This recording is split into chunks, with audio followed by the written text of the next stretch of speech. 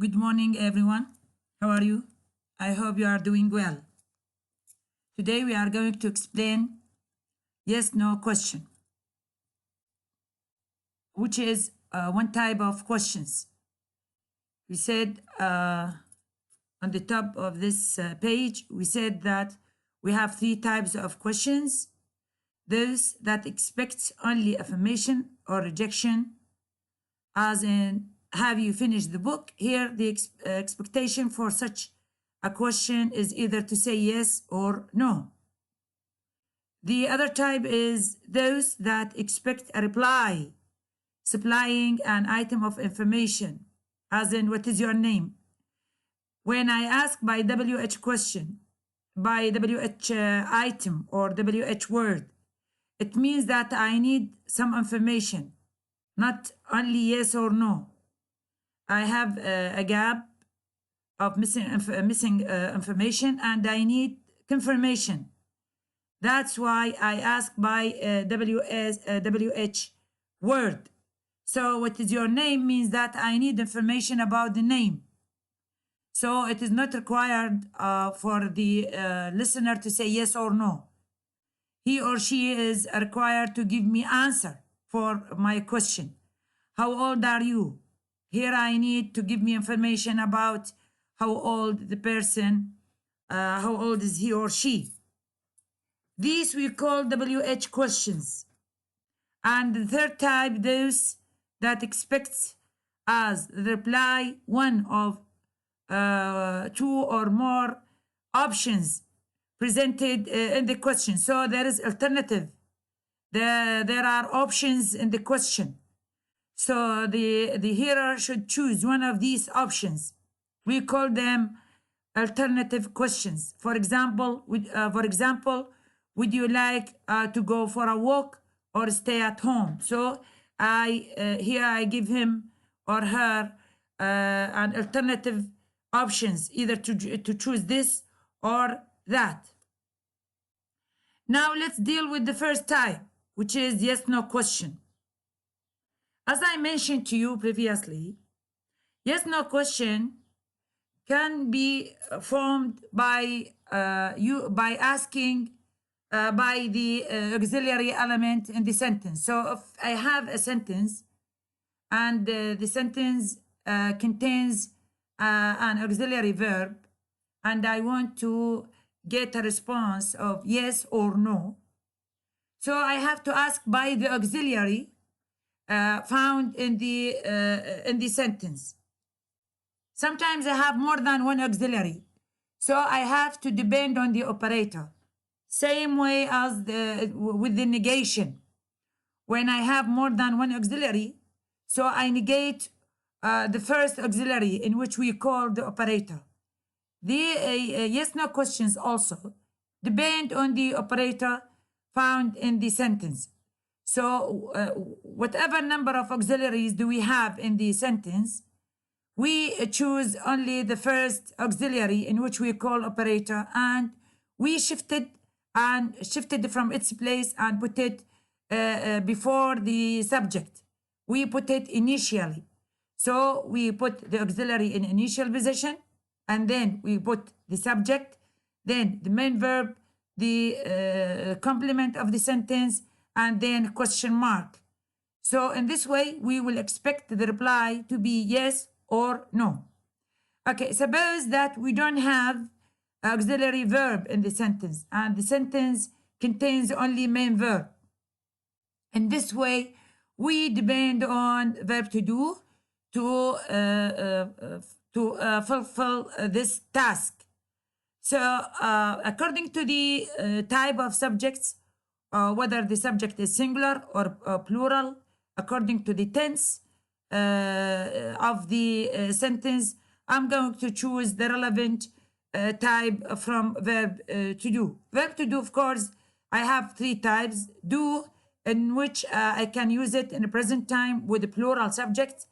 Does, in which I can use it in present time with singular subject. And did, in which I can use it in the past with singular and plural subjects. Okay, let's see what is here. Yes/no questions are usually formed by placing the operator. See, I say here it said the operator because it is not, you can't see the auxiliary. It is not mentioned, the auxiliary, because sometimes you have more than one auxiliary, as I told you. So the operator, placing the operator before the subject and giving the sentence a rising intonation. A rising intonation. Rising means to rise your voice at the end of the sentence. As for example, the boat has left. Here I am going to negate the sentence. Has, sorry, I'm going to make yes, no question. I'm going to make yes, no question. Has the boat left? Has the boat left? Has the boat left? Question mark. Question mark. Okay. If there is no item in the verb phrase that can function as operator, do is introduced with as with negation, as we did with negation. When there is no auxiliary in the sentence and I want to negate a sentence, I depend on verb to do. So same condition here with yes, no question. So if I don't have auxiliary in the sentence or an operator in the sentence, so I have to depend on verb to do to make the question. He likes Mary. He likes Mary. Does he like Mary? Does he like Mary? So raise your voice at the end of the sentence and you put the question mark. Again, as with negation, lexical be acts as operator. As I told you before, lexical be is very strong, and it is the only one in which, if it comes as a main verb in the sentence, like for instance, when I say she is smart, is here is the main verb. It is not an auxiliary. But verb to be has special condition. With verb to be, we can, though it is a main verb, we can negate a sentence with it and we can ask a question with it. So we don't need to introduce verb to do to negate the sentence containing verb to be only as main verb or to make a question. So if I have a sentence like she is smart, as with negation, if I want to negate a sentence, I say she isn't smart. The same way with the question. So she is smart. I can say, is she smart? Is she smart? So I shift the place of is and I put it initially. Then the subject. Then the complement. Then question mark. Same way. So I follow the same procedure in the question as I follow with negation. So in this sentence, Jane was late.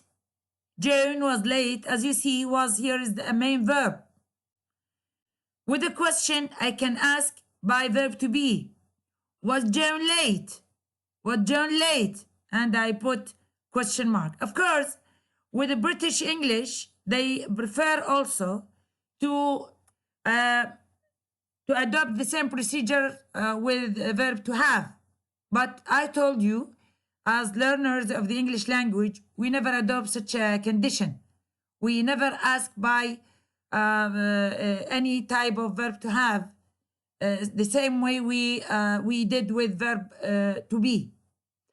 But we can say, has he got? So with has, though has is a main verb here, the British English, they ask by this main verb, this has, but also they got the word get and put it here. Now it becomes got because now it is perfect. Has plus a verb in the past participle condition. And they put it in brackets because concerning or according to British English, they usually ask by has the same way as they ask by the verb to be. And usually they said, has he a car? Has he a car?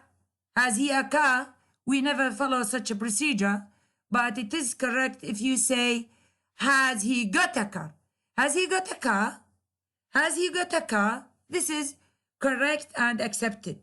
And concerning American English, they never follow the same procedure. They consider it as a main verb, like any other lexical verb.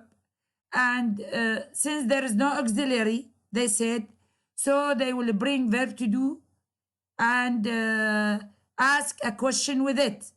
So since the subject is singular, the verb is in the present simple condition, so they bring does because it is in the present condition and it deals with singular subject.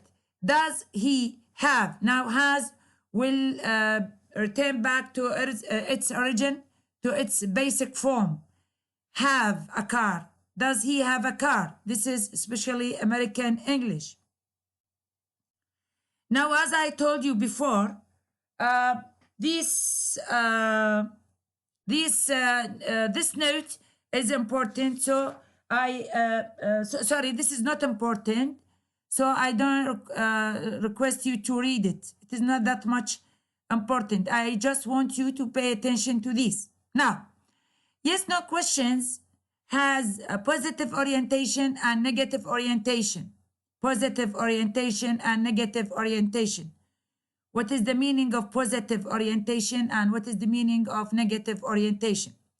Of course, questions are like negatives.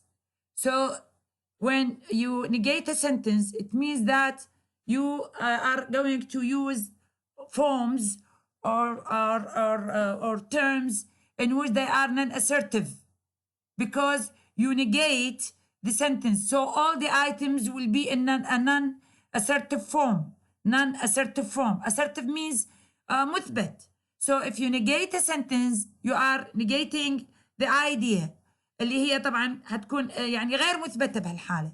So you have from the negative element, which is sometimes it is not, sometimes it is no, sometimes it is other elements as we mentioned before. So from this element onward, you have all the elements should be changed into non-assertive form. So like for example, actually this negation is the typical one. Till now we are not reaching the positive orientation. We are talking about questions, typical type of questions. So someone called last night. This is declarative sentence. Declarative sentence. I want to make a question from this, a typical question, a question that we all know. So since it is called, it means in the past. Usually I say, did anyone call last night? Did anyone call last night? So called will be call because I ask by did, and I use did because it is in the past, and I raise my tone at the end of the word and I put question mark.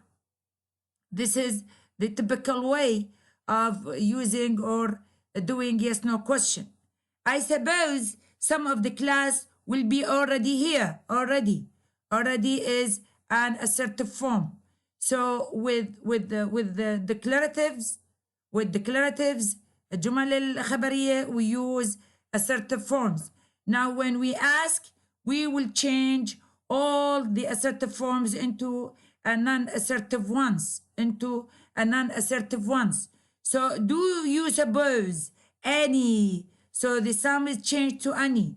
Do you suppose any of the class will be here yet? So changing already to yet because it is a question. We don't know.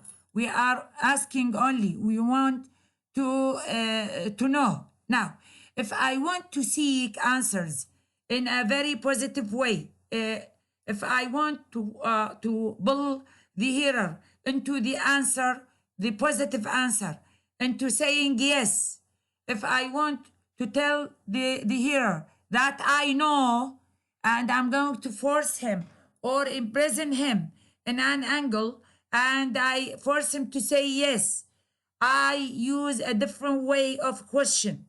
And that I'm going to ask a question using the operator and ask a yes no question, but this time all the elements after the element of a question, all the elements should be in the assertive forms, rather than the non-assertive one.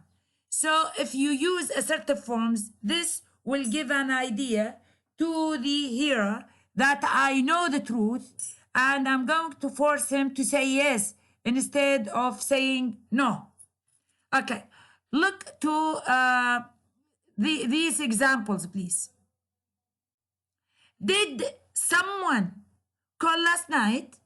Did someone? It means that I know that there was someone who called last night. Maybe I heard the mobile tone, or the bell rang yesterday. So it means I know. So I want to imprison the hearer into a very narrow angle, and I'm going to force him to say yes.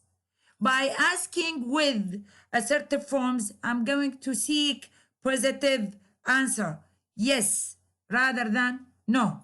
So did someone call last night? It means that it is true. It is certain. I'm sure that someone called last night. Okay, has the boat left already? Has the boat left already? See, I use here already instead of yet, which means that I know, that I'm totally sure, I'm certain that the boat has left already. Okay, did you live somewhere near Dover? So if I ask someone, do you live somewhere near the college? It means that I'm certain, I'm positive, I'm sure that you live somewhere around the college, and there is no way to say no by asking by assertive forms. So do you live somewhere near Dover means I know that you live somewhere near Dover. Would you like some cake? Would you like some cake? Instead of asking, would you like any cake? Because you realize that the person is eager to eat from the cake, from the eyes, from the impressions, then you are sure that he or she wants a cake. That's why you prefer to ask with some instead of any, because you are sure that the listener is going to say yes. Okay, see this note, please. These questions indicate that the speaker thinks that the answer is yes. He merely asks for confirmation, see, confirmation of that assumption. Now we will move to another type, which is negative orientation. Negative orientation. And the first time you ask questions, but the element is, as you see, it is positive, it is not negative, and actually you get positive answers. In this time, you are going to negate the element of question. You are going to negate the element of question. So negative with negative, non-assertive, it means that you are positive, you are certain, it's clear, it's certain. So negative with negative will give you a positive idea.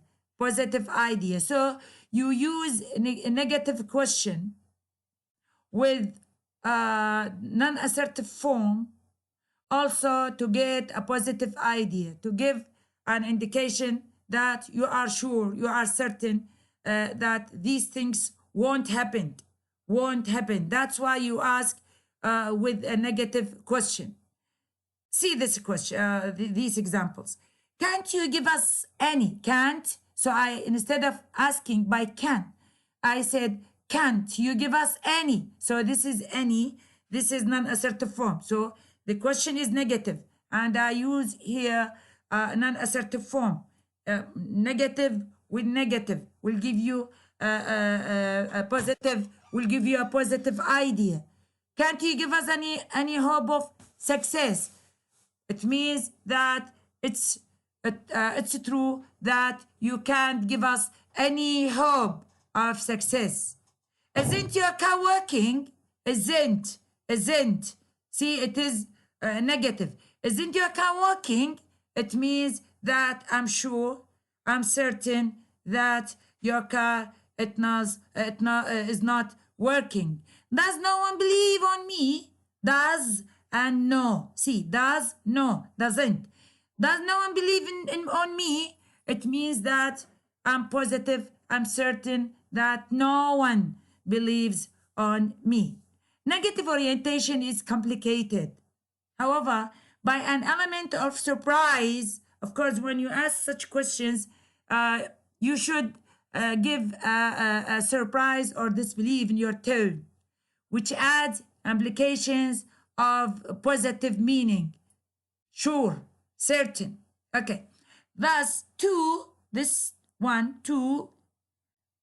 means it is really true that your car isn't working. I had assumed that it was, but it is true that it is not working. Here there is a combining of a positive and negative attitude, a positive idea with negative attitude. You know, which means that this is certain, this is positive, with negative usage of the elements, which one may distinguish as the old assumption, the thing that I think of, the thing that I'm sure about it, old assumption, and what appears to me, in which it is a new assumption in which I use the negative element because I thought something, but it appears something else. Because the old assumption tends to be identified with the speaker's hopes or wishes. So actually, I hope that there was someone or there is someone which believes on me, but it seems that there isn't. It seems that there isn't. I hope, but it seems that there isn't. So I hope is the old assumption, and there isn't is the new assumption. Okay, and here we have other examples. Can't you drive straight? It seems that I thought that you can drive straight, but apparently you can't. I thought كنت أعتقد إنه أنت ممكن إنه أنت تقود straight، لكن اللي اتضح لي apparently you can't. Aren't you ashamed of yourself? أنا كنت بتوقع إنه أنت ربما تكون تخجل من نفسك، لكن الواضح إنه أنت ما تخجل من نفسك. Hasn't the boat left yet? أنا كنت متوقع إنه أو متأمل أو I wish إنه البوت يكون غادر، لكن الظاهر إنه هو ما غادر. Okay, so the idea that I got is negative. The idea that I got is negative. A second type of negative question combines not اللي هي الformal signal of negative orientation with the assertive items. يعني I ask by negative elements and I use assertive form. To guide the hearer to give me a positive answer.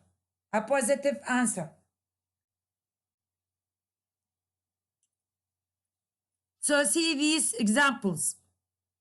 Didn't someone call last night? We have it also in Arabic. مو أكو واحد اتصل البارحة. مو. It means that also I'm 100% positive that I'm sure that someone called last night. Didn't someone call last night? Or hasn't the boat left already? See, I ask by already. Not yet. It means that I'm positive, I'm certain, I'm sure that the boat has left, and the hero is going to say yes. Such questions are similar in effect to type number 1, tag questions, and to statements showing disbelief. It means that surely someone called last night. I'm sure, I'm certain that someone called last night. Concerning tag questions, we are going to explain it now. So in the next lecture, I'm going to explain tag question. I hope that you benefit from what I have said. Thank you very much.